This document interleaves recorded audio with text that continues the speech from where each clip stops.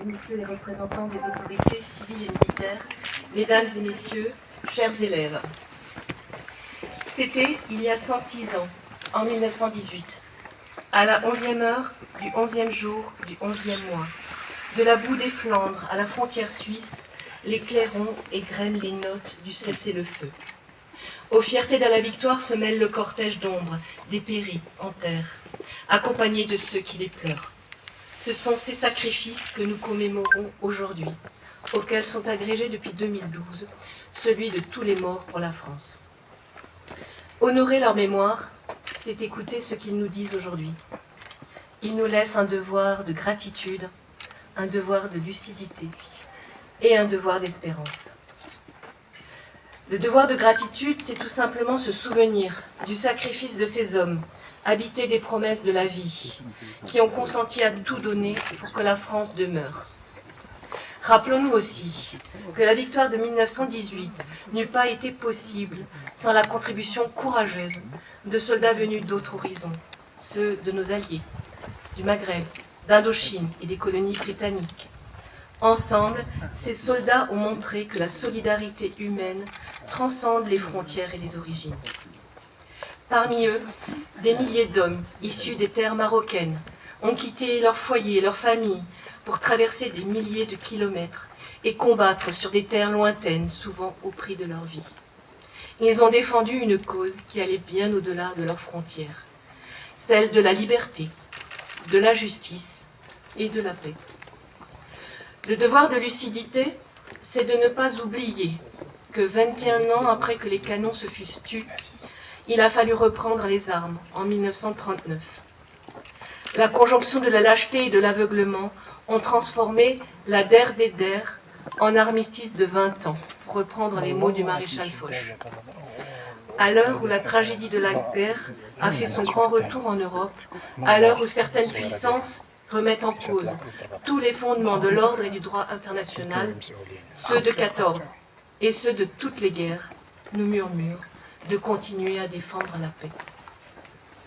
Le devoir d'espérance, c'est de ne jamais douter de la volonté des hommes de défendre la paix et la liberté. La guerre change de visage, mais de génération en génération, les soldats de France et d'ailleurs demeurent animés de la même volonté de défendre l'honneur et la patrie. En cette année du 80e anniversaire de la Libération, souvenons-nous des soldats du commandant Kieffer qui ont foulé les plages de Normandie le 6 juin 1944. Souvenons-nous des soldats de la première année de Lattre qui ont débarqué en Provence, de ceux de la 2e division blindée du général Leclerc qui, depuis le désert à Koufra, sont remontés jusqu'à Strasbourg pour la libérer et accueillir leur serment. Souvenons-nous des 40 000 soldats marocains, tirailleurs et spahis, engagés au cours de la Première Guerre mondiale et des 90 000 lors de la Seconde. Tant de vaillance et de courage pour ces combattants venus de loin pour libérer la France, sur le chemin des Dames ou combattre à Monte Cassino. Nous leur témoignons en ce jour encore notre reconnaissance pour leur engagement et pour leur sacrifice. Souvenons-nous du courage des parachutistes de Dien Bien Phu, de celui des soldats qui se battent en opération extérieure, et notamment ceux du Liban, qui y défendent la paix depuis 1978. Comment ne pas voir que ces combattants ressemblent comme des frères aux poilus de 1914. Soldats morts pour la France, disait le général de Gaulle, vous êtes notre deuil et notre orgueil, comme tous nos soldats qui sont tombés ou qui tomberont encore jusqu'au dernier soir de la dernière bataille. Vous êtes aussi notre lumière pour nous éclairer tout au long de la route. Vive la République, vive la France et vive l'amitié franco-marocaine. J'invite maintenant les élèves du lycée Paul Valéry à lire des textes commémorant les sacrifices des soldats durant la Première Guerre mondiale. Je vous en prie, jeunes gens.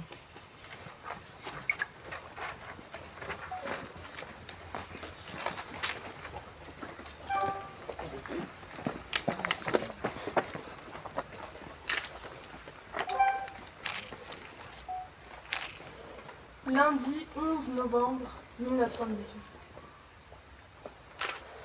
Ma chère maman, ce matin de bonne heure, Les autos américaines et françaises qui défilent sur la route à 100 mètres de notre installation arboraient les drapeaux.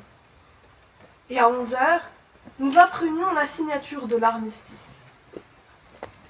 Et toutes les cloches des villages voisins sonnent de joyeux carillons, cependant que le canon a cessé de tonner et que le soleil fête la fin de la guerre. Te dire notre joie à tous est impossible. Ma première pensée a été pour ceux que j'aime, pour toi, ma chère vieille maman.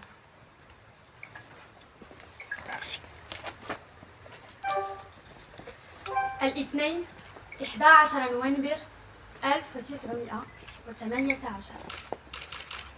أمي العزيزة، في مثل هذا الصباح السعيد كانت السيارات الأمريكية والفرنسية تمر على بعد 100 متر من موقعنا حاملة الأعلام.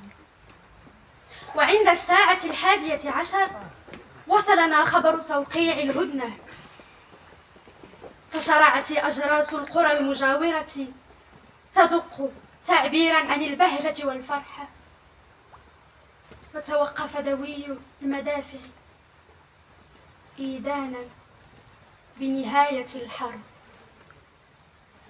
يصعب أن أصف لك فرحتي وسعادتي لحظتها، وكان أول من فكرت فيه أنت، أمي العزيزة الطيبة.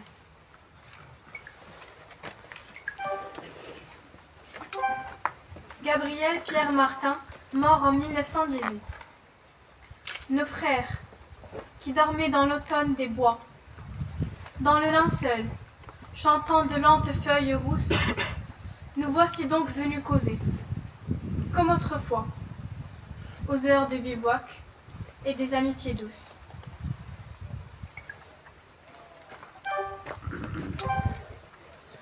إخوتنا النائمون في خريف الغابات في الأكفان المغنية للأوراق البنية، ها نحن قد أتينا لنتبادل أطراف الحديث كما في الماضي في المعسكرات في لحظة الصداقة الحلوة الرائعة.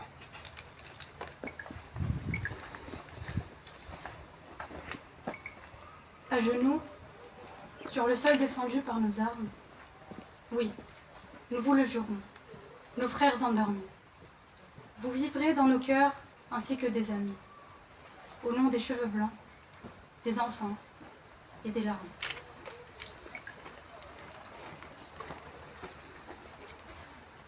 من الأرض التي دافعت عنها أسلحتنا، نقسم لكم إخوتنا الراقدون هناك أنكم ستعيشون دوما في قلوبنا أصدقاء، باسم الشيوخ والأطفال والدموع.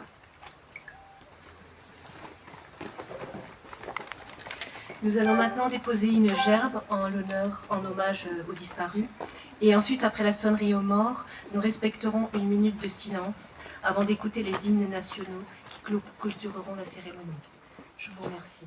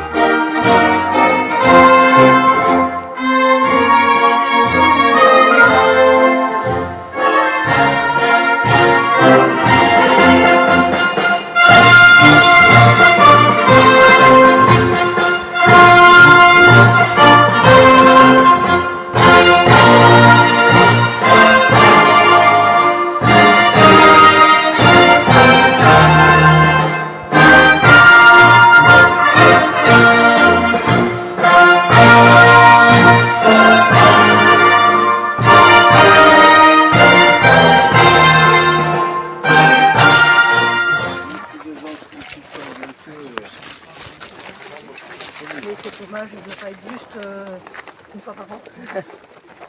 Ne serait-ce que sur un plan moral, comme vous devez savoir.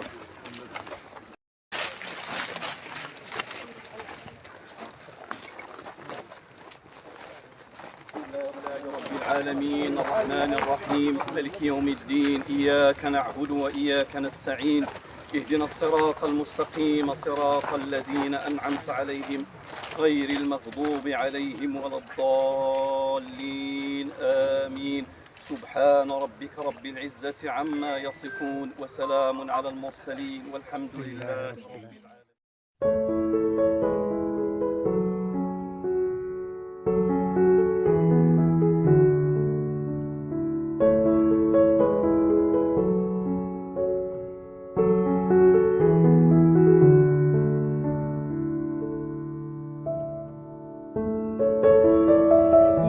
Du Maghreb et des combattants marocains en particulier que nous venons, nous honorons donc ces gens, ces soldats qui sont morts pour la France et pour des valeurs qui vont bien au-delà de la patrie, c'est des valeurs de justice, de liberté et pour la paix.